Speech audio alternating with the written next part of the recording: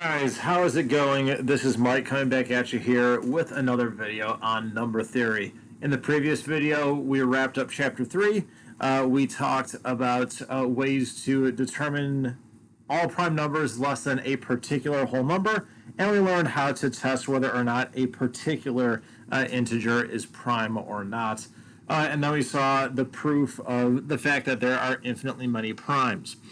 In this video, we're going to obviously begin chapter 4, and we are going to kick it off with the congruence of two numbers modulo some other integer n. So, on that note, suppose we have some whole number or some integer n, and let this n value be fixed. Then we say that two integers a and b are congruent modulo n. And the way we denote that is a, and then three horizontal lines on top of each other, and then b, and then afterwards in parentheses mod n. We say this if n divides a minus b. So if n divides the difference of a and b, then a and b are said to be congruent modulo n. And just a quick recap, going back to chapter 2, what this is saying is that a minus b is equal to k times n, where k is some whole number. Now, the other way that you can think of this is take your numbers a and b here, and think of the division algorithm that we talked about all the way back in chapter 2. Your a value is the same as the a value in the statement of the division algorithm. So a is the same thing as a. Your b value in here is the same thing as your remainder r in the statement of the division algorithm. And then the integer n that we fixed here, that is like your b value in the statement of the division algorithm all the way back in chapter 2. So the congruence of two numbers modulo n is heavily tied in to the fact that we can write one number as some number times, or as some other given number times some whole number that is a quotient plus some remainder.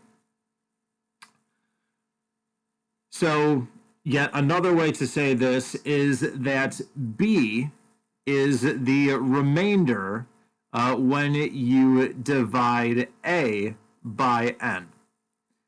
We have a is equal to n times some whole number plus some number left over plus some remainder. That remainder is b. And you'll see this in the next two samples here, as well as a couple more samples just a few seconds later on. 15 is congruent to 1 mod 7. Because 7 divides the difference of 15 and 1. Obviously, 15 minus 1 is 14. 7 does indeed nicely divide 14. But you can also think of it as how many 7s can you pull out of 15? Pull that many 7s out, and what do you have left over? Whatever you have left over is what goes on this right-hand side here. So I pull 1 7 out of 15, I get 8. I can pull another 7 out of 8, and I'm left over with 1. So that's why we say 15 is congruent to 1 mod 7. Also, 1024 is congruent to 16 mod 56. If you do 1024 minus 16, you get 1008. If you divide 1008 by 56, you will get a whole number. That's also saying I can pull out 56s from 1024 until eventually, after I pull out a 56, I get 16 left over. So this is just a quick restatement of what I just said. For arbitrary integers a and b, a is congruent to b mod n if and only if a and b leave the same non-negative remainder when divided by n. So here's just a couple more samples. Try to come up with these on your own. Figure out what 1233 is going to be congruent to mod 37. And try to figure out what 103,420 is going to be congruent to mod 17 as well. I would suggest taking your larger number and dividing it by the smaller number here. So do, say for this first one, do 1,233 divided by 317. You're going to get some quotients. There will be decimal places after it. Only take the whole number part of it, multiply that by your n value here, and then you'll get some product. Take your larger number and subtract from it that product which you just found. What you have left over is going to be your remainder, and that's what you would put right here. So take a quick minute, pause the video here, try to figure out what these things are going to be congruent to, and when you think you have them, press play, and we'll see if you got the right answers. Okay, so let's see if you came up with the correct answers here. For the first one, 1,233 is congruent to 12 mod 37. You can keep pulling 37s out of 1,233 until you're eventually left over with 12, and you can't pull a 37 out of that. The second one, 103,420, is congruent to 9 mod 17. Note that what your second number here, whatever it's going to be, note that it should always be positive and less than your n value.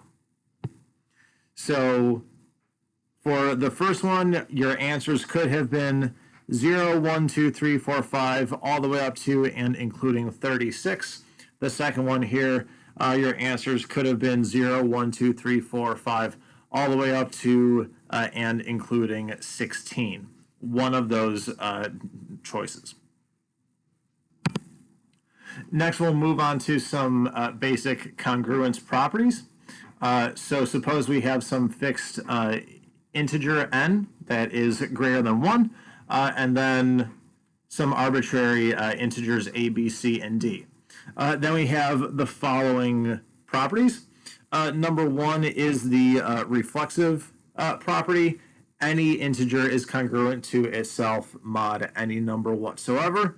By definition, that is true because n divides a minus a, because a minus a is equal to 0, and any number that is positive divides 0. Number two, if a divides b, if a is congruent to b mod n, then b is congruent to a mod n. So the order in which these things are written does not change the fact that they are congruent to each other mod n. Number three is the transitive property. If a is congruent to b mod n and b is congruent to c mod n, then a is congruent to c mod n. This is a property that we will be using quite a bit for the purposes of this chapter. This is one of the properties that we'll be using. Property number 4, if a is congruent to b mod n and c is congruent to d mod n, then a plus c is congruent to b plus d mod n, and a times c is congruent to B times D mod n. So if we take sets of numbers or pairs of numbers that are congruent to each other, we can take their sums and we can take their products, and those sums and products are going to be congruent to each other mod n. This is another property that we will be using quite a bit. Number 5, if A is congruent to B mod n, then A plus C is congruent to B plus C mod n, and A times C is congruent to B times C mod n. So we can add the same whole number to both sides, or we can multiply both sides by the same whole number, and the congruence still holds. We'll be using this guy quite a bit. And then number 6 says that if you have two numbers that are congruent to each other mod n, if I raise each of those numbers to the same positive whole number power, then the congruence holds as well. And that is another property that we will be using quite a bit in this section. We can use these congruence properties to find out what incredibly massively large numbers are going to be congruent to modulo some positive whole number. In the next video, we'll be doing several samples of these things, and we'll see how we work with those properties, and seeing how we can take massively large things that we couldn't typically realistically work with, and see what they are congruent to modulo some whole number. Just a couple other quick properties here just to wrap up this video. We can also cancel out certain factors when we have a linear congruence, but you have to take some precautions when you do this. If C times A is congruent to C times B mod n, then A is congruent to B mod n divided by D, where D is the GCD of C and n. So if you're going to divide each side by some positive, typically positive, whole number, then you have to check the GCD of C and n, and be sure to divide n by that GCD when you move on to your next step. Typically, this is not something that we really have to do. This is not really something we will be working with. There's no problem that you'll get that you'll have to use this particular fact. But just know that it is out there. It is an option, but it is a risky option, so I really would not recommend the use of it. So from this, we can see that if this common factor C and our fixed integer n are relatively prime, then we can just cancel that out without any worry. And then lastly, we see that if CA is congruent to CB mod P, and P does not divide C, here we use P to stand for a prime, then A is congruent to B mod P. These are just two special cases of this guy there. So that was our introduction to congruence of two numbers modulo n, the definition of it, what does it mean, some real life yet basic sample questions, and then going through the properties of congruence of two numbers modulo n. As I said, in the next video, we're going to work with some massively large numbers, and we're going to see how we can figure out what those things are congruent to modulo n. And these techniques that we're going to build up and learn about and use, we're going to continue to use these guys as we go throughout this chapter and into subsequent chapters as well. If you have any questions or comments, please be sure to drop them in the comments section below. Otherwise, until the next video, take it easy, guys.